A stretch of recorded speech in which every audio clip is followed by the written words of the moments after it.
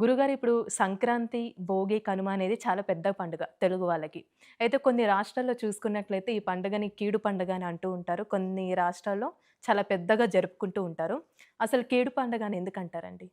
కీడు పండగ అంటే ఇక్కడ మనం ఆలోచించుకోవాల్సింది చాలా ఉందండి. ఇప్పుడు మనకి ప్రతి సంవత్సరం గూడా జనవరి మాసంలో వచ్చేటువంటి సంక్రాంతి పండగ సూర్య భగవాన్ యొక్క స్వరూపంతో చేసేటువంటి పండగ ఇది. అవును. అంటే ప్రకృతి పండగ అంటారు. సూర్యునితో చేసేటువంటి ఉదయించిన తర్వాత సూర్యుడు మకర రాశిలో రావడంతో చేస్తా ఉంటారు. ఇది కీడు పండగని ఎందుకు అంటారంటే గనక సూర్యునికి సంబంధించినటువంటి పండగ కాబట్టి ఒకటి. రెండోది పెద్దల పండగ అంటారు. ఒక్కొక్క రాష్ట్రంలో దసరా పెద్దల పండగ అంటారు. ఒక్కొక్క రాష్ట్రంలో ఓనం పెద్దల పండగ అంటారు.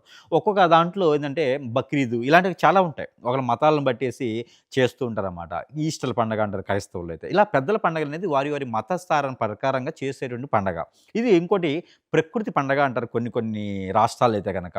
కొన్ని కొన్ని రాష్ట్రాల్లో ఓనము, కొన్ని కొన్ని రాష్ట్రాల్లో మనం అనుకున్నట్టుగా సంక్రాంతి ఇయన్నీ పెద్దల పండగలు చేస్తారనమాట.